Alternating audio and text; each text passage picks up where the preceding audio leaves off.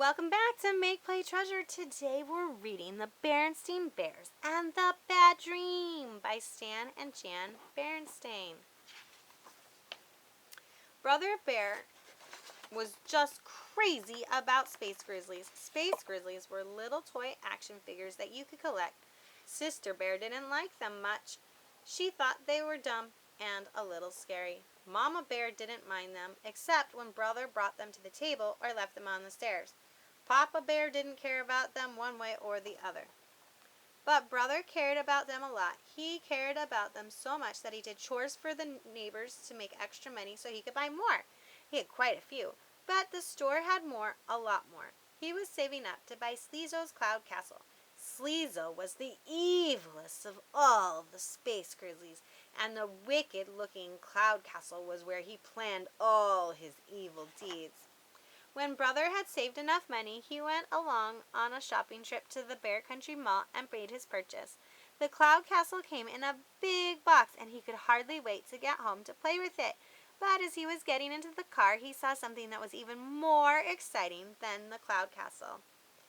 It was a movie poster. It said, "Coming soon, Space Grizzlies, the movie." "A Space Grizzlies movie?" he cried. "It looks great. I can't wait to see it." "I can," said Sister. "Looks scary to me."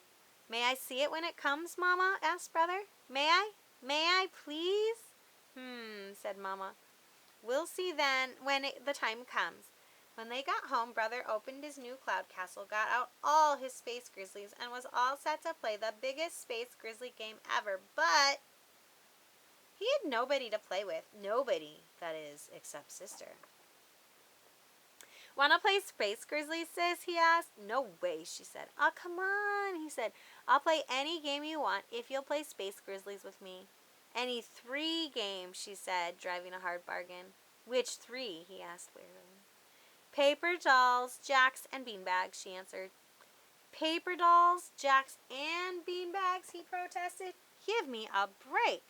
"Take it or leave it," she said. He took it, and after some lively sessions of paper dolls, jacks, and beanbags, it was time for Space Grizzlies! "I'm Sleezo, evil king of the universe," roared Brother, "calling all spaceships, seek and destroy the planet Magongo, home of my sworn enemy, Hero the Magnificent." "Oh, no, you don't," Sister shouted back. "I am Hero the Magnificent. One touch from my sleep wand and your evil ways will be ended."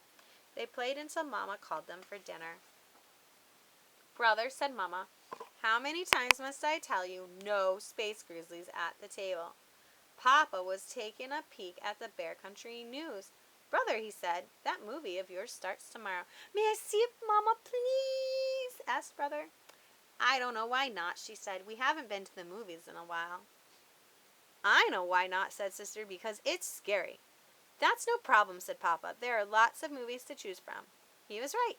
The Bear Country Theater was really 4 movie houses in one, and there were usually 4 different movies playing. "This looks good," said Mama. "The Magic Toe Shoes. It's a musical about a ballerina."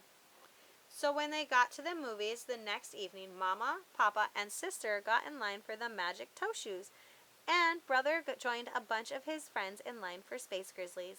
The Magic Toe Shoes told the story of a young bear who wanted to be a ballerina, but every time she tried to dance on her toes, she wiggled and wobbled.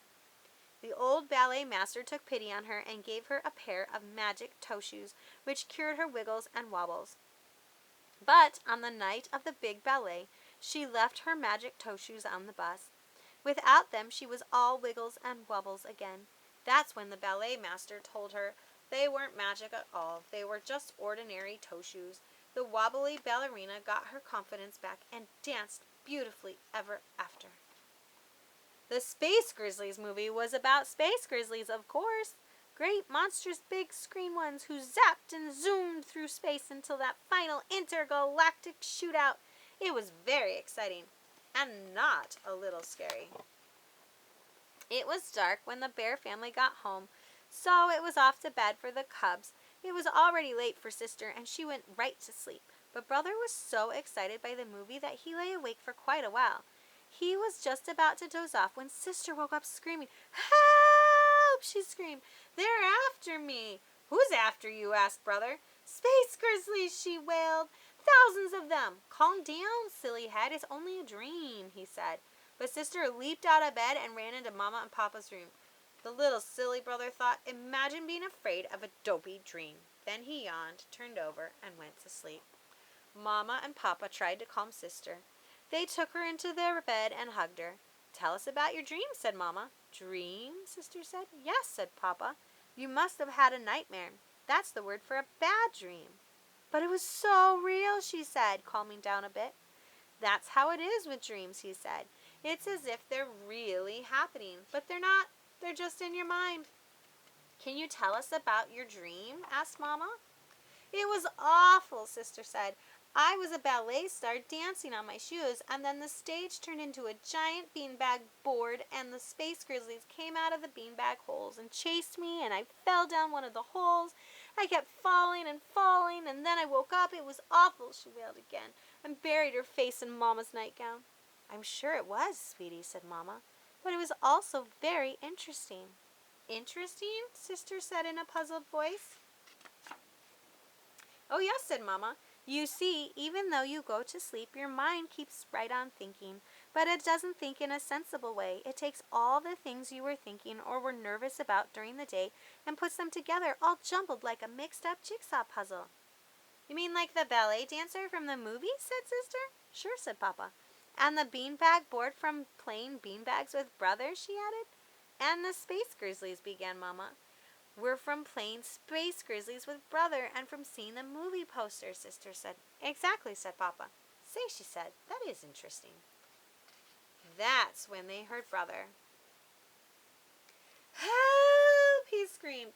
"They're after me! They're after me!" Then he raced into the room, jumped into the bed, and hid his face in Papa's pajamas.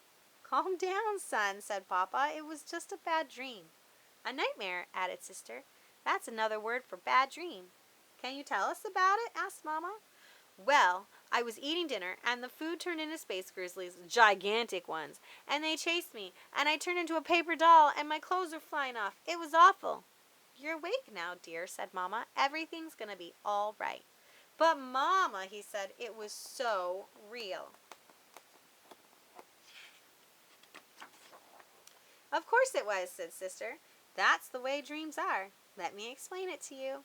And she did. The end. Hope you like this book, and remember to like and subscribe so you can keep up with our reading events and activities. Catch you next time on Make Play Treasure. Bye!